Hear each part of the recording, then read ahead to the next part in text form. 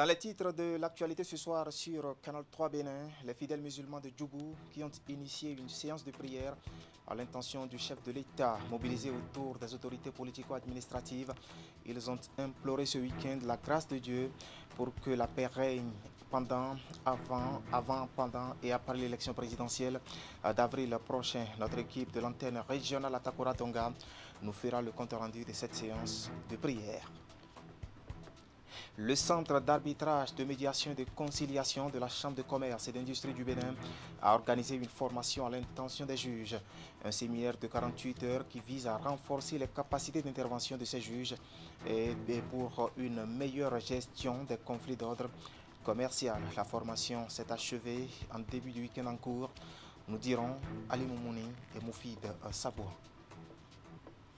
Et puis nous évoquerons la Saint-Valentin. Vous savez qu'aujourd'hui c'est le 14 février, jour dédié depuis plusieurs années à la célébration de l'amour. À l'occasion, chacun montre à son partenaire à travers diverses manières son degré d'amour. À Natitengu, ville située au nord du Bénin, nous sommes allés à la rencontre des élèves des collèges publics comme privés pour savoir le sens qu'ils donnent à cette fête. Vous les entendrez en fin de journal. Voilà pour le sommaire. Bien bonsoir et bienvenue à notre grande édition du soir de ce dimanche 14 février 2021. Les fidèles musulmans de Djougou prient pour le chef de l'État et pour le Bénin. Et la séance de prière a mobilisé autour de ce week-end des autorités politico-administratives. Pour l'occasion, les organisateurs ont imploré la grâce divine pour que la paix règne avant, pendant et après l'élection présidentielle d'avril prochain. Le compte rendu est signé ici Alassane Harouna et Abdouraouf Yahaya. Pour une élection présidentielle apaisée en avril 2021, la communauté musulmane de Djougou a choisi la voie spirituelle en initiant cette grande prière musulmane dans la mosquée centrale de la ville. Mobilisée autour du ministre d'État Abdoulaye Bio Tchane, du maire Abdoul Malik Seibou et des honorables députés natifs de la localité, le collectif des imams de Djougou et de Natitengu se sont joints aux têtes couronnées, sages et notables de la ville pour implorer la grâce divine afin que l'élection présidentielle à venir se passe dans la paix et la quiétude totale. Nous prions Allah qu'il bénisse nos acteurs politiques et particulièrement le chef de l'État, que Dieu lui donne la santé. Et Djougou souhaite que ce second mandat-là soit acquis pour que Djougou en bénéficie davantage.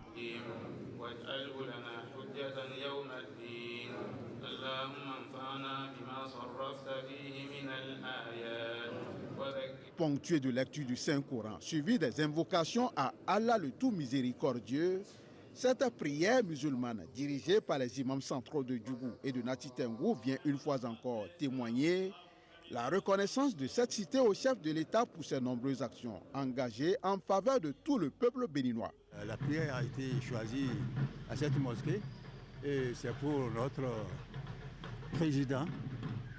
La prière, c'est pour notre président. On est obligé d'arriver à cette prière et on a tous prié. On a tous prié et on continue à prier. Que Dieu le garde pour nous et que Dieu l'assiste pour nous et qu'avec son deuxième mandat, que ça soit un bon succès et que la paix soit dans dedans et que vraiment le Bénin aille de l'avant.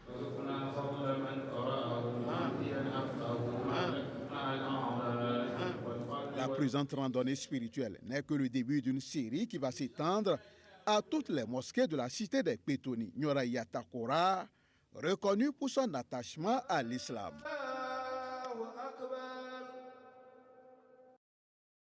Voilà, prière pour la paix. La paix autour de l'élection présidentielle d'avril prochain, ça préoccupe les forces engagées pour le Bénin aussi. Et cette préoccupation, ce mouvement politique l'a exprimé au cours de sa rentrée politique effectuée hier samedi et au cours de laquelle justement des témoignages sur les réalisations de Patrice Talon ont été enregistrés. Les membres de ce mouvement politique ont surtout pris le pari de descendre dans la communauté pour faire entendre la symphonie de la paix.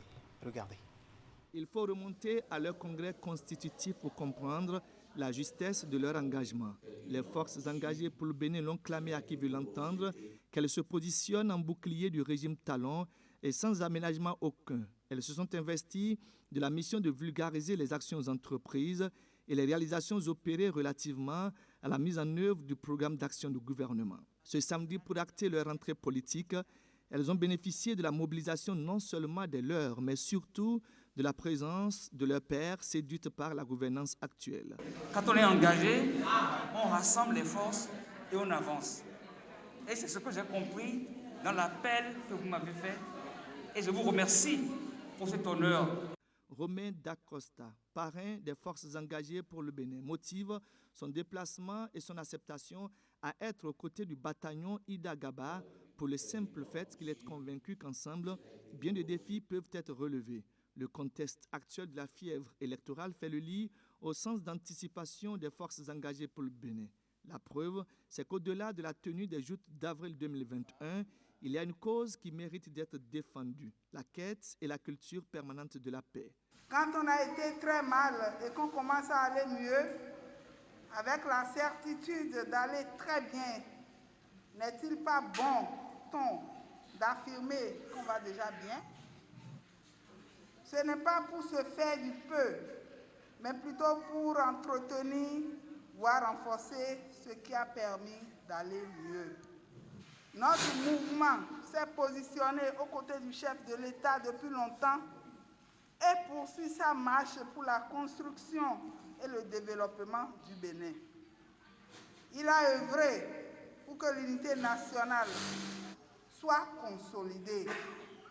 Cette unité nous permet de préserver la paix et de rétablir très vite notre concorde quand il nous arrive par moment de nous chamailler. J'invite donc tous les militants des 12 départements du Bénin à se mobiliser pour la paix. Pour la paix, les forces engagées pour le Bénin vont écumer les hameaux des 77 communes du Bénin et l'ambassadrice porte-flambeau de cette croisade à nom, Ida Gaba. Ils sont donc attendus sur le terrain. Retour sur cette sortie médiatique des députés du bloc républicain qui ont tenu aussi à donner une réplique aux récentes déclarations des responsables du parti Les Démocrates, déclarations liées au parrainage et truffées de contre-vérités selon ces élus. Du coup, ils ont donné un point de presse pour restaurer la vérité afin que le peuple comprenne le bien fondé des réformes du système partisan. On va faire le point avec Ulrich Gaba et Moufid Saboua. 3 députés du bloc républicain. Au cœur de cette sortie médiatique, les polémiques qui agitent l'opinion publique depuis quelques jours autour du parrainage des candidats.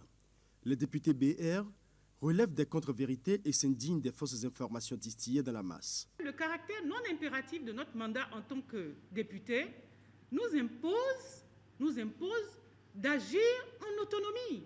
Nous n'oublions pas les barrières politiques sous lesquelles nous sommes présents au Parlement. Nous n'oublions pas. Puisque nous véhiculons, nous adhérons à ces valeurs-là. Mais nous avons attendu, mais des heures et des heures. Et pour assister à quoi? Dans la même journée, un balai de communiqués pour dérouter, pour matérialiser ce que nous avions déjà soupçonné qui était la vaste escroquerie qui devait être faite au peuple béninois. On a été tous cela quand ils ont dit qu'ils n'iront pas demander. Vous ne voulez pas demander, vous voulez avoir. Il y a une contradiction, hein? Même dans les livres saints, c'est écrit, hein, demandez, on vous donnera. Celui qui ne demande pas, on ne va pas aller se mettre à genoux devant lui. Tiens, tiens, non, ça ne se passe pas comme ça. Ceux-là qui crient aujourd'hui, là, hier, quand ils étaient à l'Assemblée, ceux qui ils ont été d'accord avec le parrainage. Posez-les alors la question, pourquoi ils sont allés déposer leur candidature en duo? C'est parce qu'ils ont accepté la loi qu'ils l'ont fait. Deuxième chose, pourquoi ils n'ont pas payé 250 millions, ils ont payé 50 millions de caution? C'est la même loi qui dit ça. Plusieurs autres sujets d'intérêt commun sont abordés par les élus du peuple. Au nombre des sujets évoqués, la supposée prorogation du mandat du président Talon et le respect des tests de la République dans une norme purement sélective et personnelle. Comment une loi entière qui a des différents articles, ils choisissent des articles qu'ils veulent, qu'ils disent, bon, ah, cet article-là dans la loi, c'est bon, moi j'applique. Ah, je fais Dieu là, ça là c'est bon.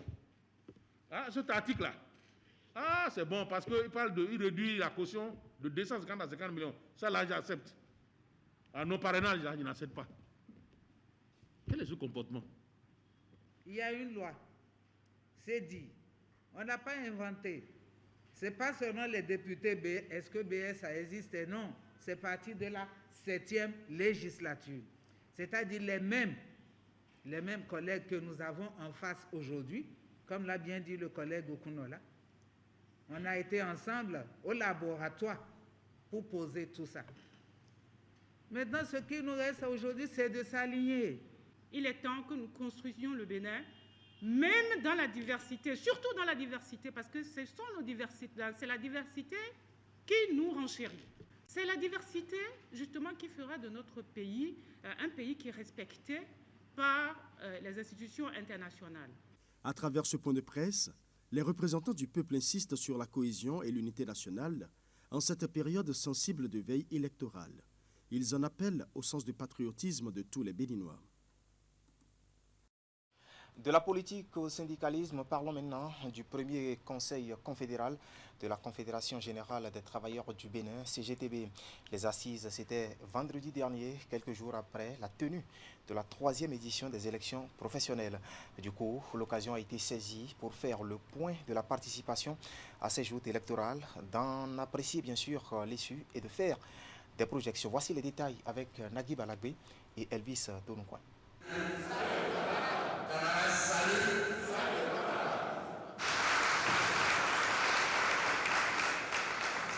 Il arrive bien à propos. Ce premier conseil confédéral de la Confédération générale des travailleurs du Bénin, CGTB, élargi aux syndicats de base et à certains militants, offre l'occasion d'un bilan, un indispensable état des lieux pour appréhender ce contexte nouveau, né de la dernière édition en date des élections professionnelles.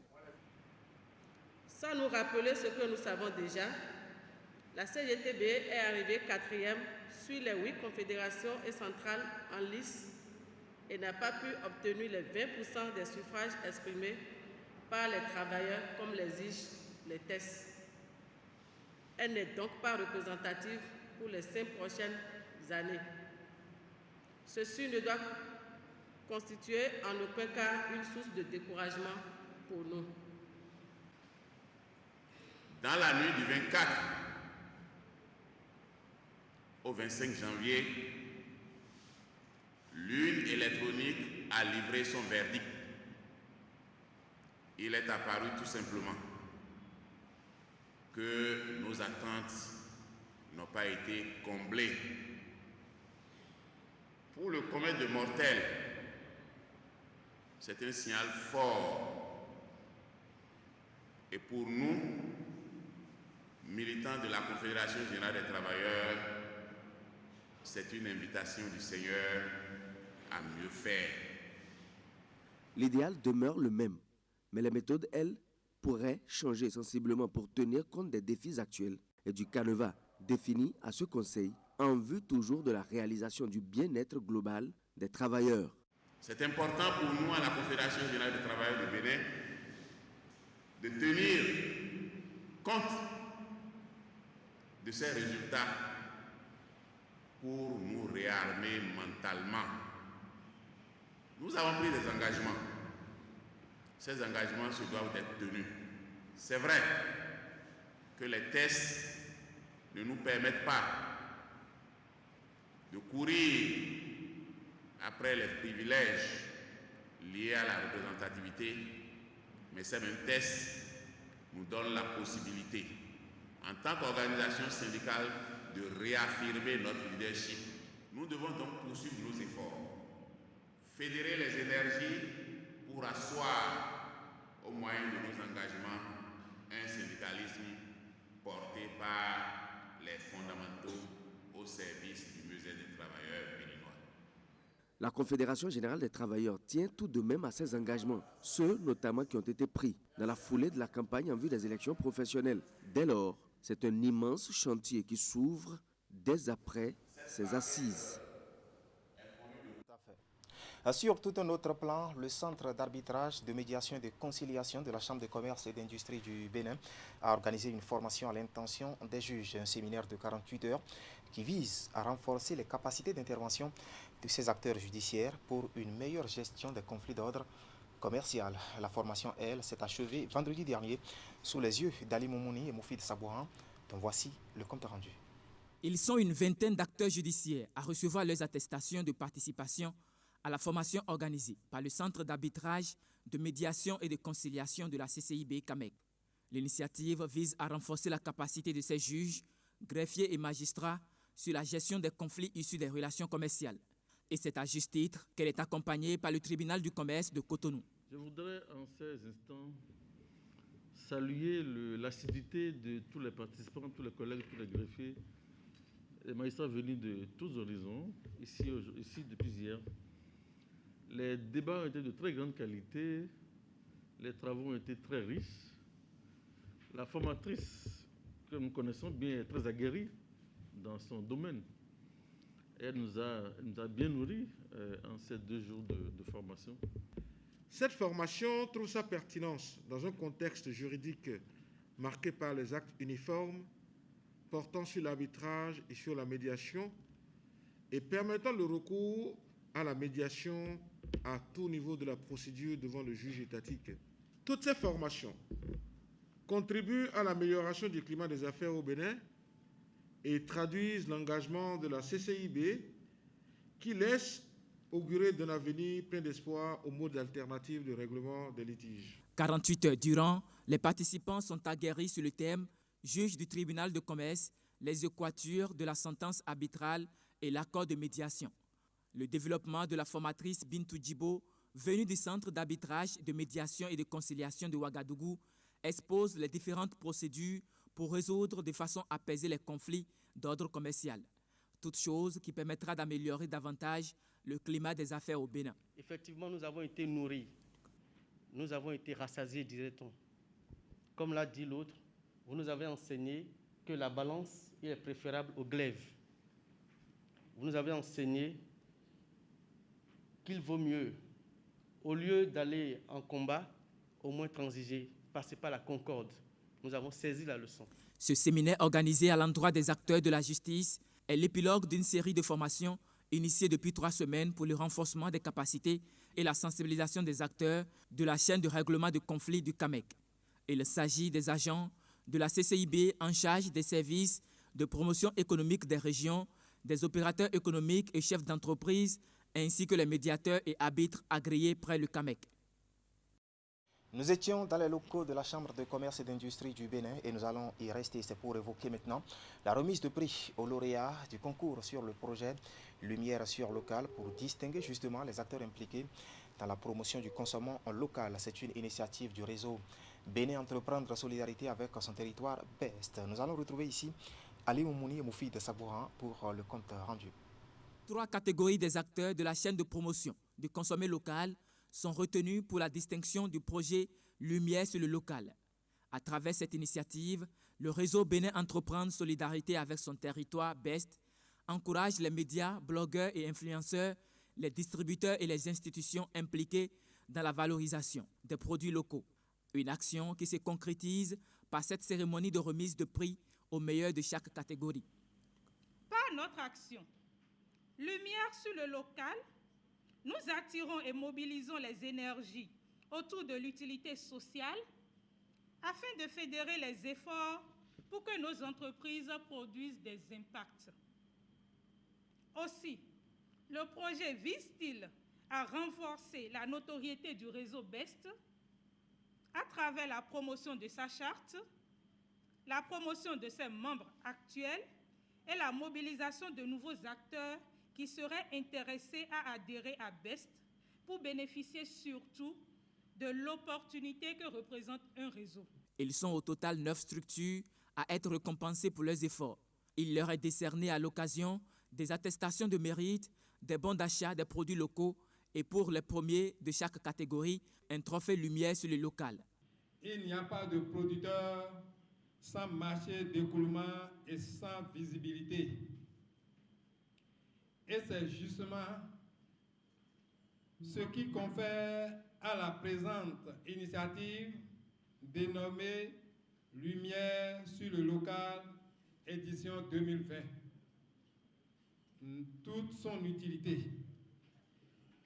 Si elle n'existait pas, il fallait la créer, car elle contribue à mettre à la lumière les acteurs de l'ombre qui œuvrent inlassablement à l'amélioration de la qualité des produits et services mis sur le marché par les producteurs locaux.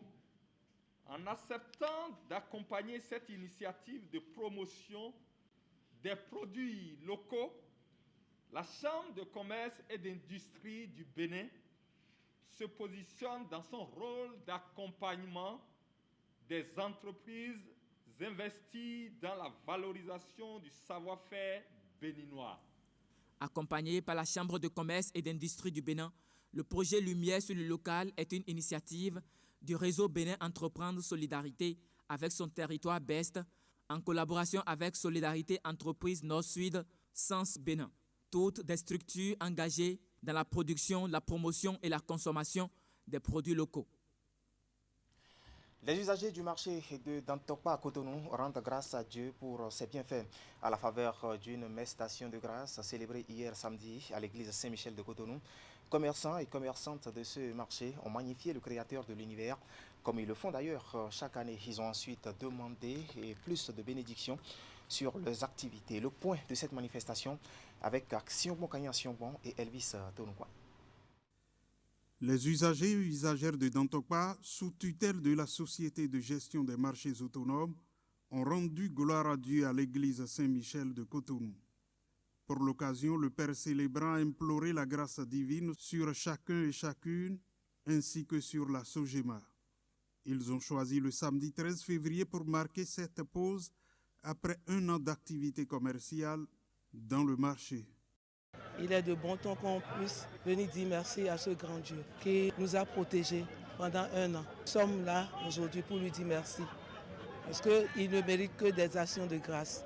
Donc nous sommes venus lui rendre grâce ce matin, nous les usagers du marché Tokpa. Offrande de louanges, tout était au rendez-vous pour que chacun exprime sa joie. À leur côté, le préfet de l'Atlantique, Jean-Claude Kodjia, et le directeur général de la Société de gestion des marchés autonomes, Armand Gansé. Ce dernier a annoncé les défis à relever à court terme. La Sogema s'attelle à offrir un cadre décent à ses usagers afin que ces derniers puissent tourner les activités dans la convivialité et dans un cadre décent. Aussi, dans Tokpakwe, c'est la fête qui nous amène à beaucoup prier, puisque cette année-ci, nous l'avons placée sous le sceau de l'union, de la convivialité et de la prospérité partagée. Le marché d'Antokpa remonte aux années 1940 et a connu plusieurs déplacements et transformations.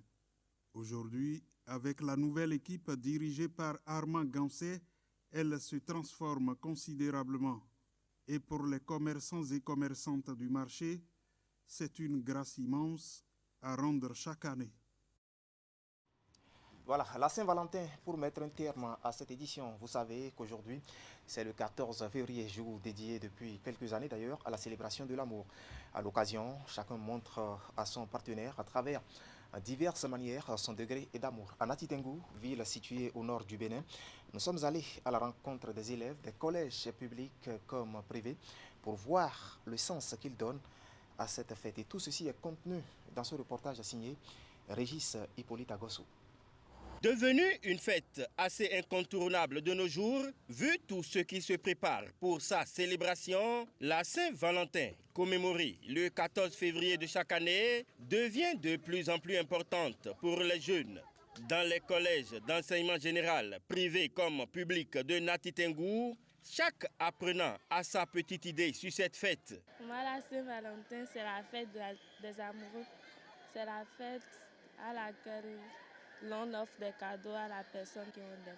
Selon moi, la fête de Saint-Valentin, au fait, ce n'est pas pour les petits-enfants, mais plutôt pour les parents, les adultes, parce que quand on parle de Saint-Valentin, c'est la fête des amoureux. Bon, selon moi, la Saint-Valentin, ce n'est pas uniquement que la fête des amoureux, mais aussi la fête de l'amitié.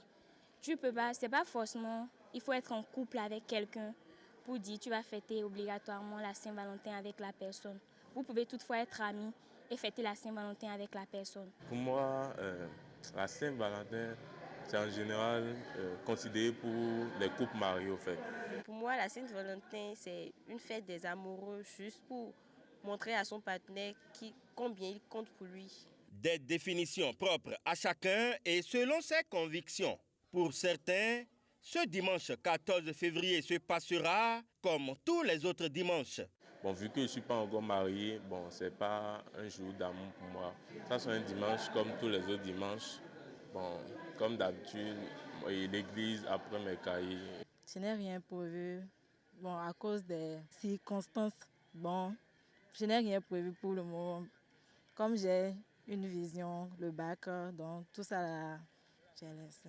Moi, personnellement, je vais me concentrer sur mes exercices que j'aurai à faire. Pour d'autres, par contre, des cadeaux sont déjà prévus pour être offerts à cette occasion à leur Valentin. Je veux juste donner un cadeau à mon Valentin, histoire qu'il sache qu'il y a une fille qui pense à lui. Moi, je veux lui offrir un parfum. S'il n'a pas les moyens pour m'offrir le cadeau, juste les mots me suffisent.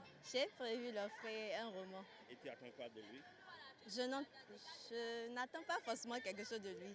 L'important, c'est que, bon, on sait qu'on s'aime et puis c'est déjà bien. Je n'ai rien à lui offrir, mais tout ce qu'il m'offre, je prends. Je lui ai acheté une fleur et puis un t-shirt de Saint-Valentin. Moi, je ne sais pas s'il m'a préparé quelque chose, mais bon, moi, je lui ai déjà préparé une chose. Assez de programmes sont aussi élaborés pour ce dimanche afin de faire plaisir à l'être aimé. Ce jour-là, j'ai prévu présenter mon petit ami à mes parents, puisque j'en ai déjà parlé et c'était déjà prévu.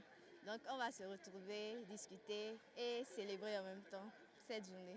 Bon, moi, le dimanche, je veux fêter ça avec mon amoureux, juste s'habiller, on peut aller dans un restaurant, manger, boire, rigoler ensemble. J'aurais souhaité, après cette sortie, qu'on aille chez lui. La Saint-Valentin 2021 se prépare donc bien par les apprenants de Nati Tengou qui n'attendent que ce dimanche pour célébrer l'amour. Mon Valentin, je veux te dire que je t'aime fort et que je pense à toi. Voilà, vous l'avez compris, ces apprenants sont bien matures par rapport à cette question de la Saint-Valentin. C'est l'essentiel à retenir ce soir de l'actualité sur Canal 3 Bénin. Derrière moi, toute une équipe composée de journalistes et de techniciens vous remercie de nous avoir suivis. Restez à notre compagnie et retrouvez l'actualité dans un format beaucoup plus grand demain à partir de 7h. Il s'agit de notre matinale quotidienne baptisée Actu Matin. Bonne fin de week-end à toutes et à tous.